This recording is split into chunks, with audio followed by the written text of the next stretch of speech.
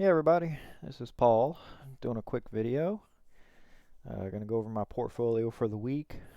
Um, just, go over a few things that I think are going on in the market. Different investing things that I'm doing, whatnot, the normal like I do in every video. So right now, um, the market is definitely, Nasdaq's doing pretty good, and I'll explain what's going on there. But the Dow Jones and S&P, just kind of let's go over what's going on there. So, if you notice right here, I guess the best way to look at this is it all revolves around the Federal Reserve meeting and the idea on if inflation is transitory or, if it's going to quickly pass kind of thing, or if it's going to be like permanent, like are we at a new high for inflation? I never thought we were at a new high for inflation. Inflation has been going down for 40 straight years due to basically globalism, technology, different manufacturing processes. So what's going on in the market right now? So what's going on in the market right now is pretty simple, honestly. So going into the year, you got a Democrat president, you got a Democrat House, you got a Democrat Senate. The market was expecting a few things, and you're also at that point you had vaccines coming out and you had a global economy all starting up at the same time and a housing economy that never shut down. So demand for pretty much everything across the board skyrocketed. Okay, the commodities like wheat, everything, just lumber, just everything, just all of a sudden came back online all at once. And then you got the stimulus money, and you had a whole bunch of people with savings. So the market started pricing in much higher inflation. And it happened in February. And what happened was basically a large amount of money came out of the NASDAQ and rushed into different stocks in the Dow Jones that a lot of dividend investors happen to hold. Because if you think inflation's going to go up, then companies that borrow lots of money to stay alive, like tech companies, are going to have problems. That means rates go up, so they're going to have to borrow at higher rates, um, and different things. Well, inflation went up, or like the price of things went up. Like I've done a lot of videos about Home Depot and just different things. And a lot of people have like one guy posted a video that showed, okay, here's how much wood we were able to buy last year with $1,000, for example, and then here's how much, and it was almost pretty much half. So this has always been my fun example that I like to use, the 2x4 at Home Depot. And this is major, because in my very last video I did, this was approaching $10. And now it's back below 8. So China also did a few things. They started cracking down on people that were like basically hoarding supplies. So the price of lumber in the month of, I think, June alone, I have to go look at it, but I think the price of lumber has fallen. This is for future contracts, has fallen by 40%. So the inflation narrative, I guess if you want to call it that, is, and a lot of people don't like to admit this, but the Fed is starting to look like they were right. But one thing that they weren't right about is they predicted that inflation would be transitory, which means that it would spike as everything opened back up, and then they expected it to go down, but they also expected jobs to be a lot stronger than they really were. So yeah, and then also everybody expected Democrats to just pass like a $2 trillion spending bill, which none of this has happened.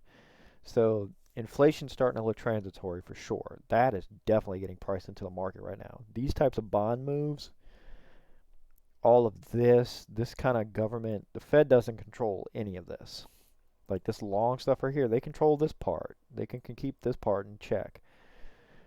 But in their last statement, nothing really changed. So what changed is that it looks, and this is just a guess, it looks like everybody's starting to believe that inflation is transitory. and you can just look at what's kind of down. It's everybody that would benefit from inflation. So your banks, Caterpillar, for example, because if you're mining, and you think copper is going to keep going through the roof, well, you need to buy more Caterpillar machines, all over the world, that kind of thing. Um, Also, if you think inflation's not going to be a big thing, look at what else is going down. Boom, that's going down. If you look at copper, copper's down 4% today alone. Wheat's down 3%. Silver's down 6%. Gold 4. So anything related to commodities, and this is just a good article on CNBC about this, and if you look at the week to date performance, so this is really, really, really important. Look at this. The inflation narrative is getting completely priced out. So you have a lot of people that were holding things that expected inflation to go up. There's ways to bet on this stuff. So there was a lot of bets that it was going to go up. Well, those bets are definitely, they're getting hit hard. They're getting hit very hard right now. Those bets are getting hit extremely hard. Now, I'll link this in the comment section of my YouTube video. So what does that mean for a dividend investor? It really means nothing, because if you're a dividend investor, you're not really supposed to care about this day-to-day stuff. I really don't care. Um, One thing I've always said in every video is the goal of my portfolio is to limit my losses. So like say for example right now total loss is say 0.3% in the total Dow, because I follow most of my stocks revolve around the Dow because there's a lot of dividend stocks in here.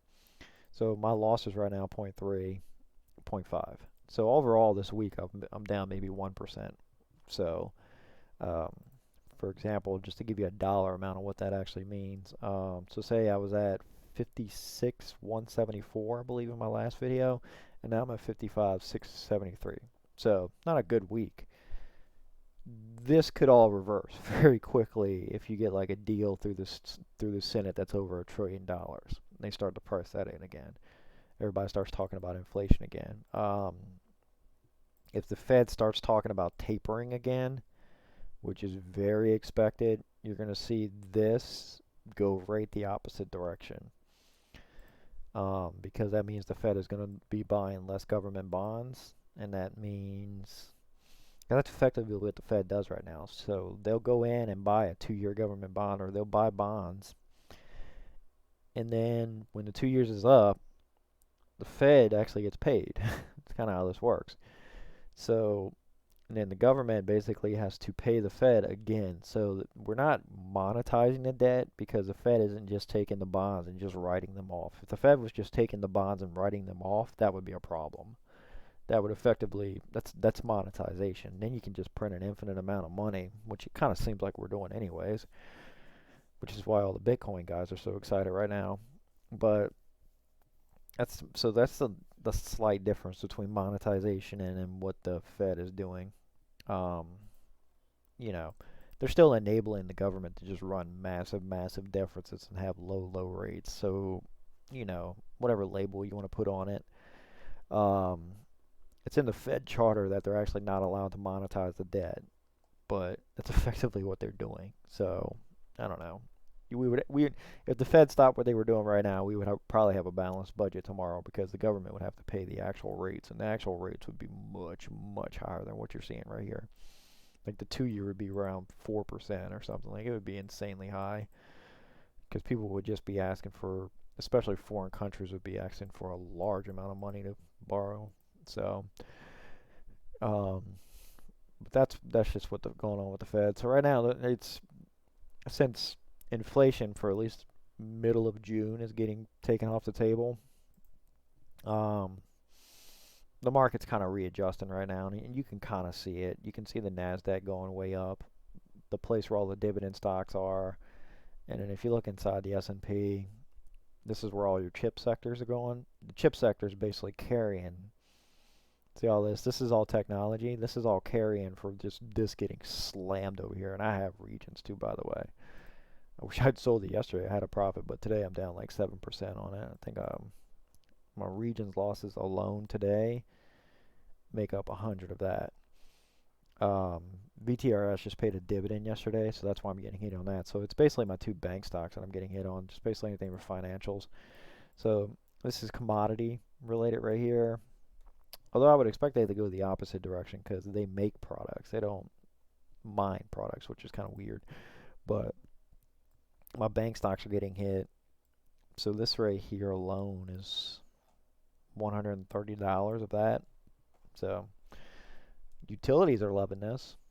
Energy, Coke, because aluminum prices are falling through the floor. Pepsi aluminum prices. These guys, energy. These probably if you look at nat gas, natural gas is right there.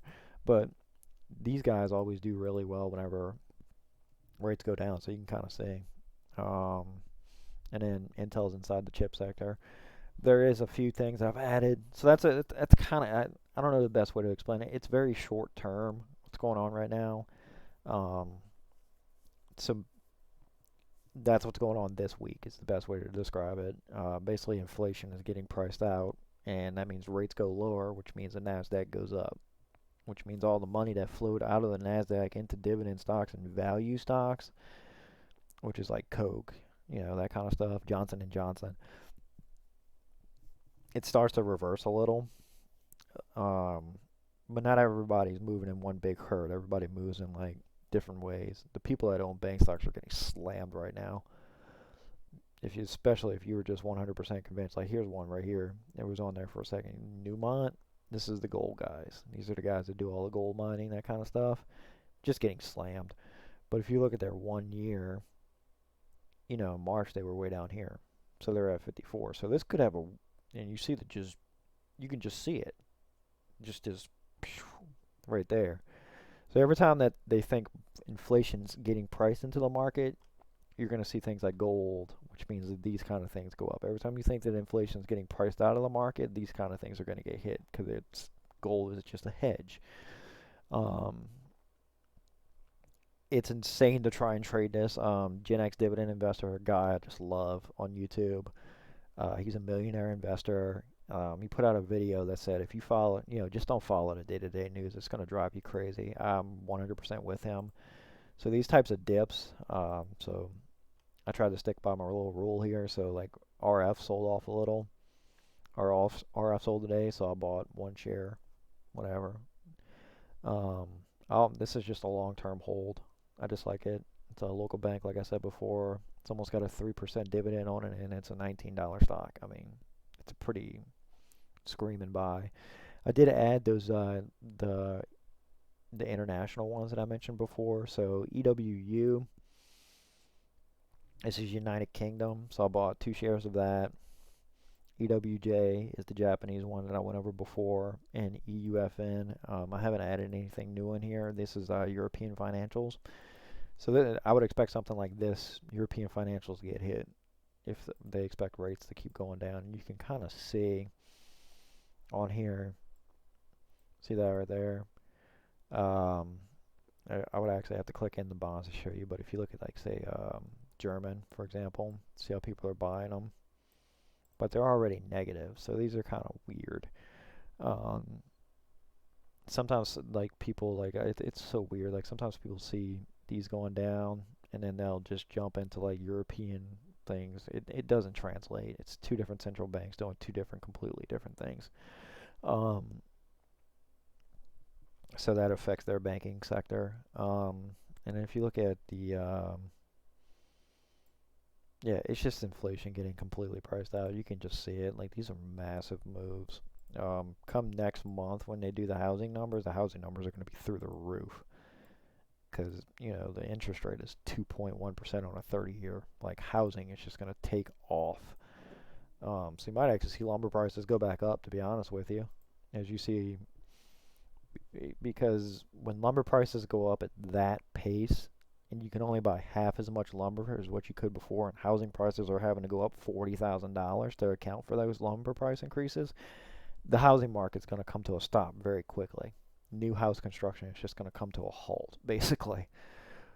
And then that's going to get priced out very quickly. This economy moves very quickly, which is why if you're a dividend investor, you just can't. There's no way to trade around this. The only way you could possibly trade around this is if when you see a 1% dip on a day, that's when you just go in there and buy another share. That kind of thing. Um, because if you're trying to trade around this and time it, it's good luck to you.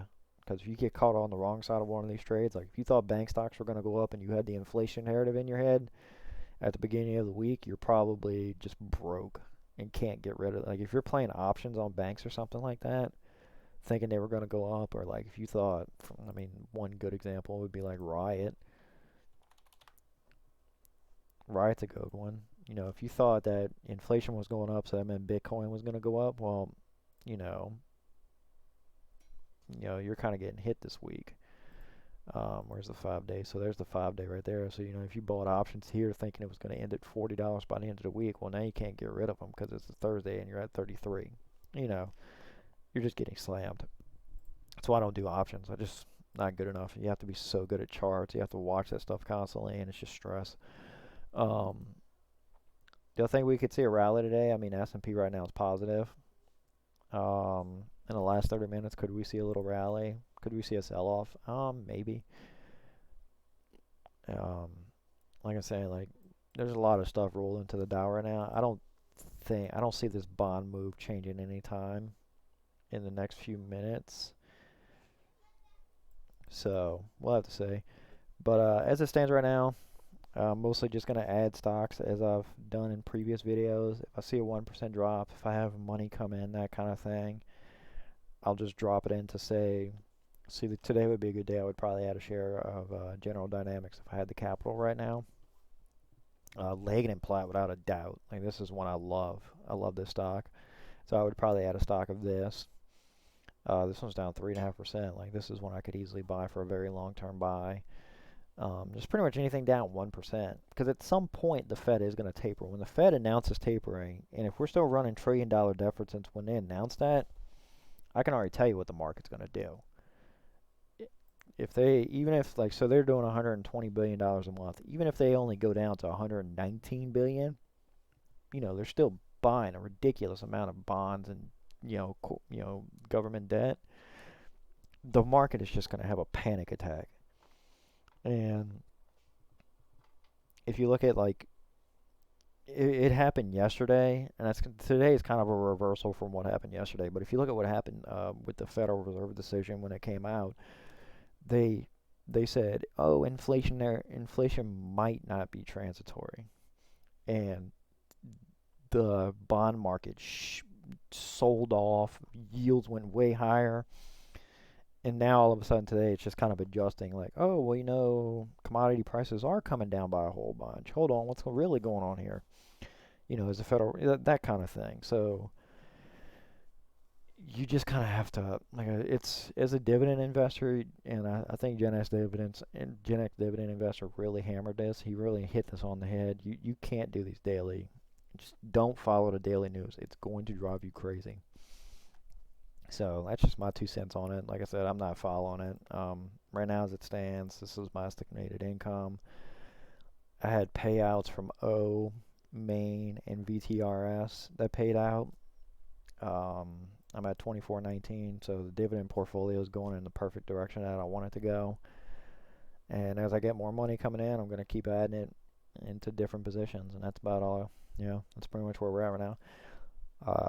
It sucks that the portfolio is down this week, but for the year, if you go year to date, even in the NASDAQ, so I even expected the NASDAQ to go up because it's been completely underperforming the rest.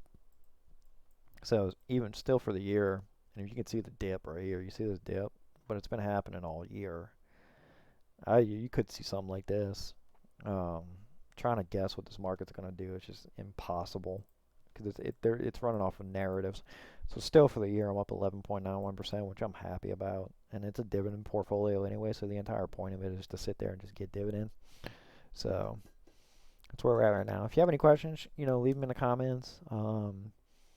Hopefully you're not trying to trade the day-to-day news because it would drive you crazy. It's impossible. I try to follow it just to kind of see why the market's moving and whatnot.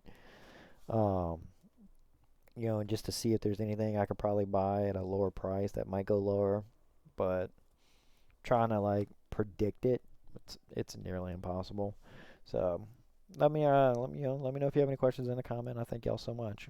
Have a nice day.